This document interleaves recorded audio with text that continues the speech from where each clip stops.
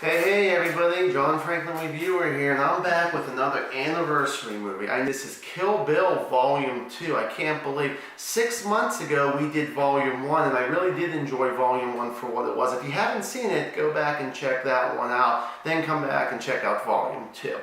So, what exactly is Volume 2 all about? Well, this is actually one of my easy ones, I feel like. It's pretty much a continuation of Volume 1, where the bride is going after Bill and his rest of the gang there to go kill and all that.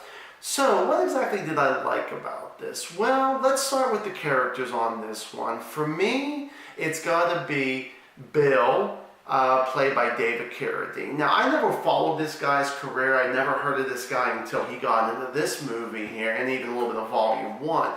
I love this guy. This guy, every time he was on screen, he was very intriguing, and I pretty much hung on to every single word this guy had to say. He does such a good job on this. He's such a damn good actor. I do want to mention, without going into any spoilers, at least right now, that one thing that really got me, and if you haven't seen this one, well, first off, go see Volume 1, then see this one, because you have to kind of see them both here. He has this really interesting speech about Superman and comic books alone, but really it's more about Superman, and I really liked that. I'm not going to try to even remember what he says on that and screw it up, but it was really good. If you've seen the movie, you know what I'm talking about, and I really liked what he goes with on that one. Another character I liked was a character named Bud, played by Michael Manson, who's been in a couple Quentin Tarantino movies. I liked him really good in Reservoir Dogs. He's really good in this one here as Bill's brother. Now let's get to our main character. Why is she the third on this one? Uma Thurman as the bride. Well, the thing is that, and we'll get to the negatives on that there, she does a good job. Not great, but she does do a good job in this movie here. The action scenes in this, when they do have them, unfortunately there's not too many in this Volume 2, like Volume 1 was just nothing but a bloody mess, bloody action mess there. This one is a lot more thriller, some drama rolled into it here, and a little bit of action. But when you get to some of the fight scenes there, I really, really like it. When she first meets her new master, because I guess Bill was kind of her master, but Pai Mei, I really liked him because Quentin Tarantino really liked those old karate movies and the old spaghetti westerns, and he kind of throws a lot of that in these movies here, the Volume 1 and Volume 2, and he does a really good job. And Pai Mei is another character I really like.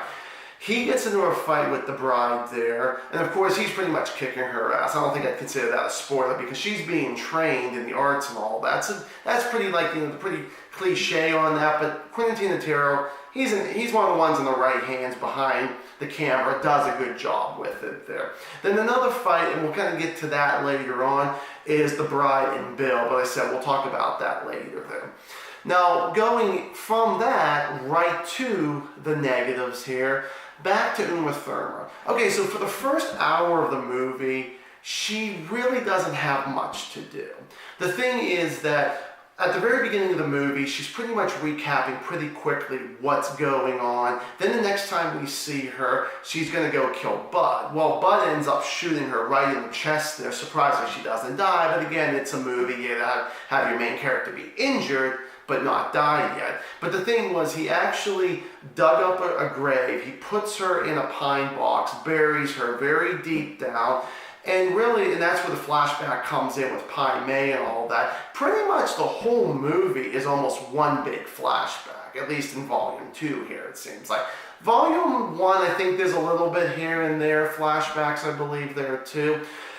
But the thing is that you're thinking that, she's just flashbacking about, what she needs to do, how she's being trained by Pai Mei, and that's how she's able to escape the coffin and all that, and, finally try to get her revenge and all that there. So the thing is that that's definitely some of the negatives there. For the first hour and all that, she pretty much gets herself shot, she's in a box, there's a big flashback, and then she's like, I got a way to get myself out of here, and it's just like, it just felt boring. It felt like it could have sped up a little bit more, because that's another thing I want to talk about, pacing. There's times where the pacing will go real slow and drag it on, like the camera's in one shot for like 5 minutes where you have a character talking this way, and all you do is have just how I have my camera just standing there, and it's just like, I don't know, sometimes I feel like I want the pacing to be a little bit better, and even though Quentin Tarantino has done this, even in previous movies like Reservoir Dogs and Pulp Fiction, this one just felt like it just dragged me because maybe you've seen it so many times that I wanted something different, even though it's his style, still wanted something different out of that there. Daryl Hannah, who is the other assassin there, she does an okay job. She's the one with the eye patch.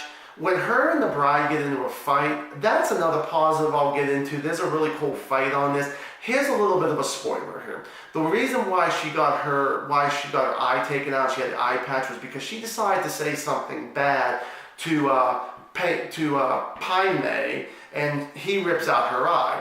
Well, here's the spoiler. Well, while they're fighting, the bride comes out of nowhere and takes out Daryl Hannah's other eye, and she's like screaming and falling all over the place because she's actually at Bud's place. And the thing is that Bud's already dead, and she's screaming in his bathroom because she can't see, and she's all over the place trying to figure out what she's going to do, and all she can do is just scream. She has no eyes and all that.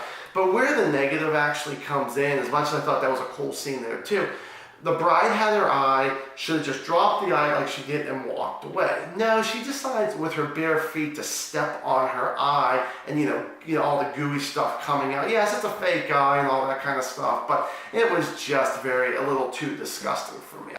I want to definitely say there were a lot of characters in this movie that were really wasted, that they only have like a line or two in the movie. And I won't go through all of them, I just really want to go through one. And that's actually going to be Bud's boss. I can't remember what his name was, so I'm calling him Bud's boss on this. Well, Bud is a bouncer at a strip club.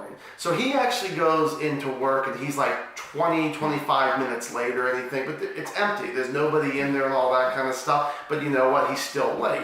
So the bartender says, oh, so-and-so wants to talk to you, which is the boss, and he goes in and talks to him, and the thing was that all the boss needed to really say to him, because I don't know if I really want to call this a spoiler or not, but the boss ends up firing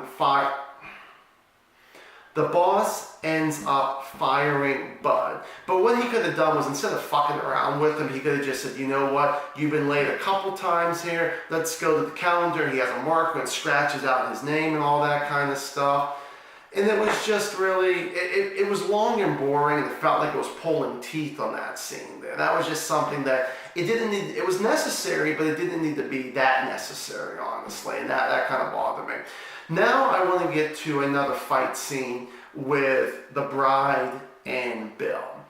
I wanted to see a really nice, energetic fight scene between these two. And yeah, I know Bill's an older man and all that kind of stuff, but we could have seen some stuff, even if it was a stunt man doing some of his work and all that. And really, their battle is quick. And the thing was that Bill, for all the video game nerds out there, he's like your main boss, the one that you're going to take on at the very end, who's supposed to be your tough son of a bitch and all that. And the way that this battle went was, it was like he was the first level boss, where he was just like that, defeated. I'm just like, And honestly, that they did have a couple extra scenes that they felt like they could have taken out. This movie was clocked in at 2 hours and 17 minutes. They could have probably took out almost a good 20 minutes and made it about 2 hours or just under. That's my opinion about that here. Now, what do I rate this one?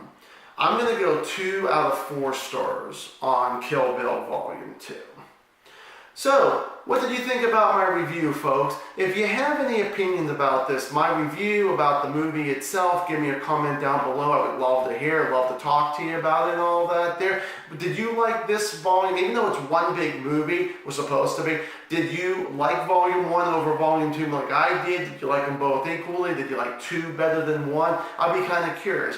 If you did like my review of this, please give me a like on that. Give me a thumbs up. I do appreciate it. And if you want to see more reviews like my anniversary movies, or how I did with the Friday the 13th, and do more of those, please subscribe and you'll get a notification every time on that. So thank you guys so much for watching a movie review here. My first anniversary movie in a while here, Kill Bill Volume 2.